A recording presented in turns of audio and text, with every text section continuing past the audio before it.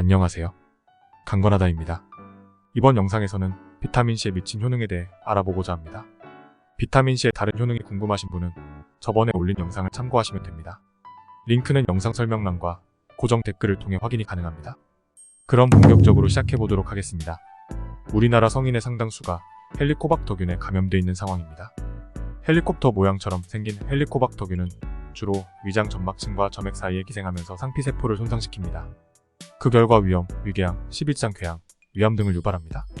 특히 위염 환자가 헬리코박터균에 감염되었다면 위암 발병률이 3배에서 5배까지 높아진다는 연구 결과도 있습니다.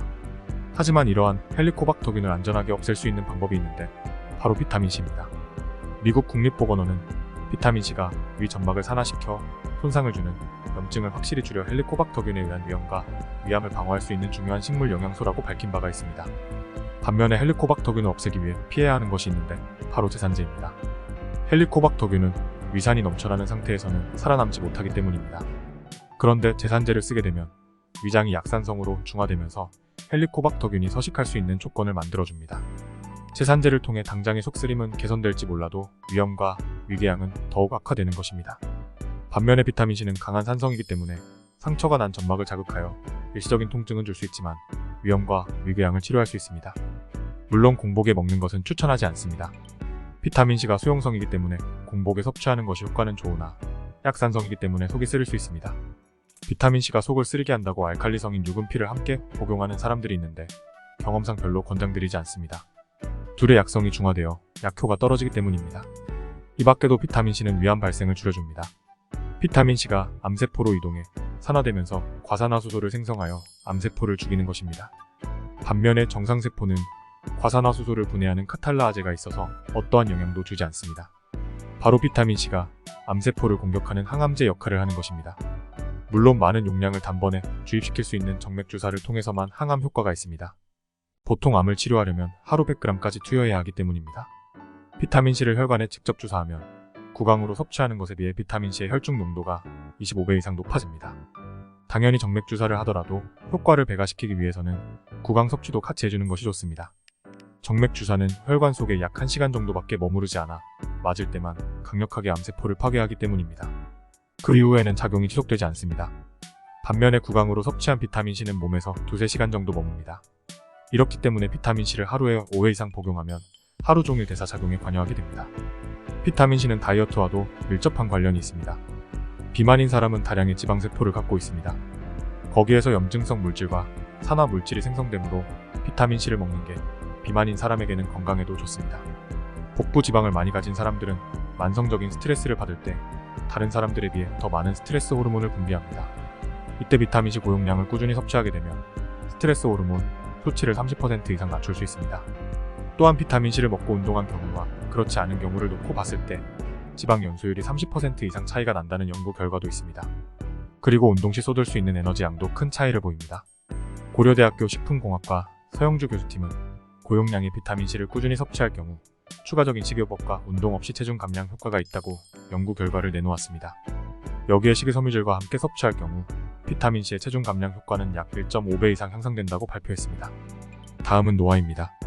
유해 물질이 우리 몸을 공격하면 몸속에서 산화작용을 일으켜 모든 구조를 손상시켜 노화가 촉진됩니다.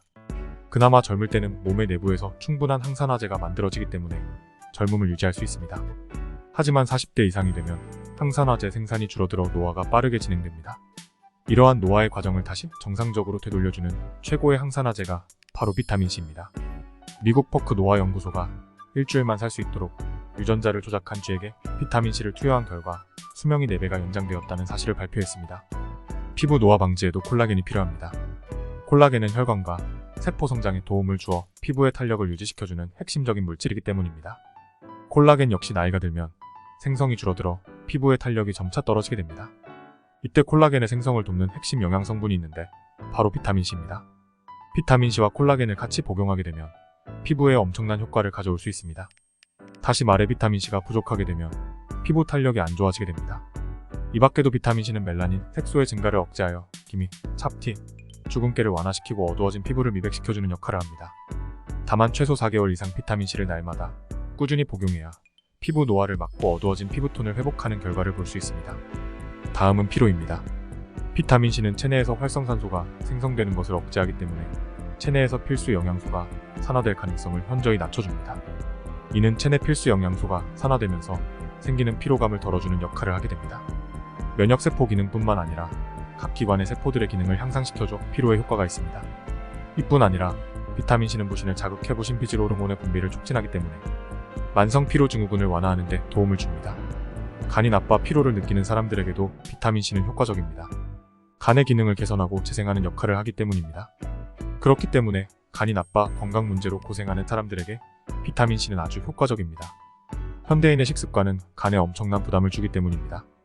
비타민C가 결핍하게 되면 아무런 증상이 없다가 피로 증상이 생기면서 활동력이 감소하고 식욕도 없어집니다. 반드시 이때 비타민C를 충분히 공급해줘야 합니다. 안 그러면 만성 피로가 생김과 동시에 질병에 쉽게 노출됩니다. 다음은 폐렴입니다. 비타민C 수치가 떨어지면 면역세포가 제대로 기능을 수행하지 못해 작은 염증조차도 방어하지 못해 질병을 키우게 됩니다. 폐렴은 세균, 바이러스, 곰팡이 등의 미생물로 인한 감염으로 폐에 염증이 생긴 질환입니다. 초기에는 감기와 증상이 비슷하다가 호흡기 증상이 오래가면 가슴 방사선 촬영을 통해 알게 됩니다. 비타민C는 이러한 폐렴을 예방하고 치료해줍니다. 핀란드 헬싱키 대학교의 해리 헤밀라 박사 연구진은 폐렴 환자를 대상으로 고용량의 비타민C를 복용시킨 결과 병원 진료가 3분의 1로 줄어들었고 또한 환자들은 각종 검사에서 정상 판정을 받았습니다. 이외에도 148종의 동물 연구 결과를 바탕으로 비타민C가 폐렴, 혈액, 디프테리아 등 미생물로 인한 감염을 완화하거나 예방할 수 있다고 발표했습니다. 이때 폐렴에 걸리면 하루 복용량을 최소 15g까지 먹는 것을 추천합니다. 3g을 5회에 걸쳐 섭취하면 좋고 증상이 나아져도 완전히 나을 때까지 3-4일 정도 일의 섭취량을 유지하는 바를 추천합니다. 지금까지 두 편의 영상을 통해 비타민C의 놀라운 효능에 대해 알아봤습니다. 더 이상 비싼 영양제와 주사를 찾지 말고 자신과 가족의 건강을 위해 비타민C를 하루빨리 복용하기를 바랍니다. 다시 말하지만 비타민C는 우리들의 건강을 위해 반드시 따로 복용해야 하는 필수 영양소입니다.